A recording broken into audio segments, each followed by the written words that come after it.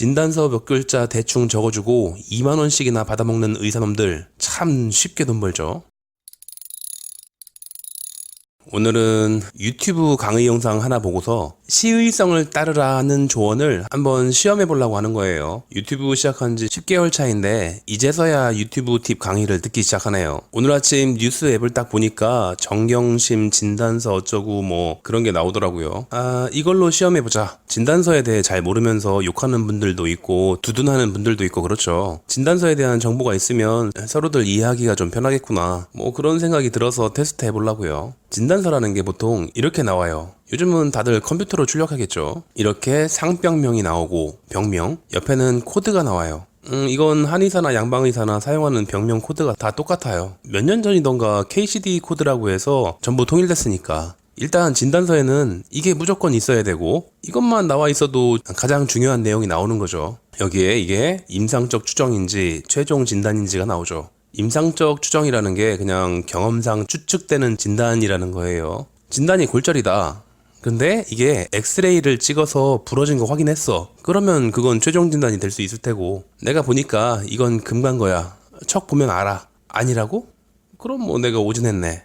이런 게 임상적 추정이에요. 참고로 오진은 불법이 아니죠. 그래서 이런 법적으로 문제가 되는 사안이면 보통 방사선 검사 결과지, 그러니까 뭐 엑스레이, MRI, CT 이런 거 그런 거나 영상의학과 전문의가 발행한 판독 소견서를 첨부하는 게 일반적이에요. 발생 연월일이야 확실한 경우는 적을 수 있고 잘 모르면 못 적는 거고 필수사항은 아니에요. 예를 들어서 교통사고 난 이후에 어디가 아파 이러면은 적어줄 수 있지만 대개 질병은 언제 시작됐는지 명확치가 않죠. 진단한 날짜는 적어야겠죠.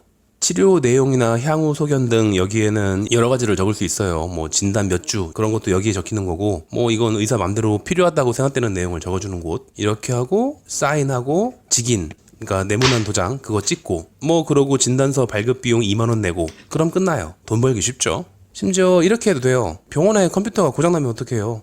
손으로 써야지. 뭐 상사한테 보고서 제출하는 것도 아닌데 굳이 글씨 이쁘게 쓰고 그러진 않아요.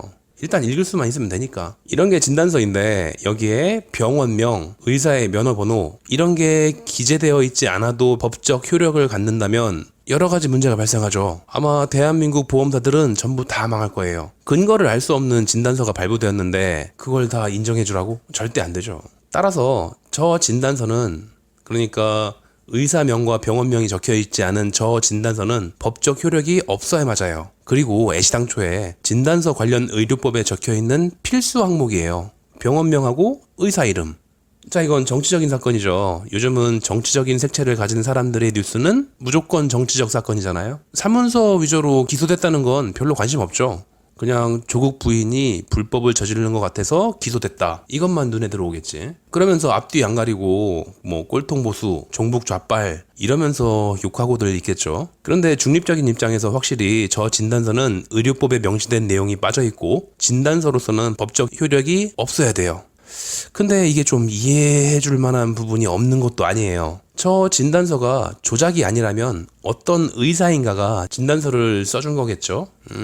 조작일 리는 없겠죠, 설마. 입건된 이유가 사문서 위조인데 거기에다가 조작된 진단서를 내밀었으면은 그건 말도 안 되죠. 어쨌건 어떤 정형외과 의사가 진단서를 써줬다는데 저라면 정말 써주기 싫었을 것 같아요. 진단서 몇 글자 대충 적어주고 2만원씩이나 받아먹는 의사놈들 참 쉽게 돈 벌죠. 전 그 진단서들 때문에 수시로 전국의 법원으로부터 명령서를 받아요. 네가 진단해준 이 사람 소견서 보내라. 이런 항목 포함해서 왜 이렇게 진단했는지 근거가 뭔지 적어라. 팩스나 이메일 안 되고 꼭 우체국 찾아가서 등기로 보내라. 뭐 이런 경우가 있으니까 귀찮은 일에 휘말릴 것 같은 환자의 진단서는 정말 써주기 싫죠. 모든 병원에서 상해 진단서 가격이 한 10배씩 비싼 이유가 그거예요. 진단서 한 장 써줬다가 나중에 진료에 방해를 받아서 병원 운영에 큰 손해를 끼칠 수도 있으니까. 심지어 그게 검찰로부터 100군데씩이나 압수수색을 받은 뉴스의 핵심 인물이야? 이건 2만원이 아니라 200만원이라도 써주기 싫을 것 같아요. 근데 거부할 수도 없어요. 자기가 치료한 환자의 진단서는 써줘야 되는 의무가 있으니까 고지한 금액 2만원만 내면 무조건 써줘야 돼요. 안 써주면 불법이니까. 그래서 정말 써주기 싫지만 억지로 써줘야 되는데 만약 환자분이 번거로운 일이 생겨서 휘말리게 해드리기 싫으니까 병원 이름이나 원장님 이름은 삭제하셔도 됩니다 라고 말해줬다면 그건 정말 감사한 제안이죠. 어차피 써줘야 되는데 이렇게까지 원장 입장을 생각해주다니 천사죠. 그래서 뭐 욕하기 전에 기다릴 필요는 있어요. 일단은 팩트는 알아두고 확실한 건 저 진단서는 법적 효력이 없는 걸 제출한 게 맞아요. 그리고 그게 법적 효력이 없다는 걸 당연히 알고 있었겠죠. 남편이 뭐 하는 사람인데. 이걸 덮어놓고 나쁘게 해석하고 싶은 분들이라면 가라 진단서 만든 게 아니냐, 뭐 아니면 의사놈을 돈으로 구워 삶아서 아무거나 쓰게 만든 거 아니냐, 이런 식으로 욕할 수도 있겠고, 무조건 좋게 해석하고 싶은 분들이면 법적으로 문제될 걸 알면서도 본인을 치료해왔던 의사에 대한 깊은 배려심을 가진 천사 같은 분이다, 뭐 그렇게 추켜 세울 수도 있겠는데, 진실은 당사자하고 담당 의사만 알겠죠. 그 결론은 법원에서 내줄 거고 법치국가잖아요.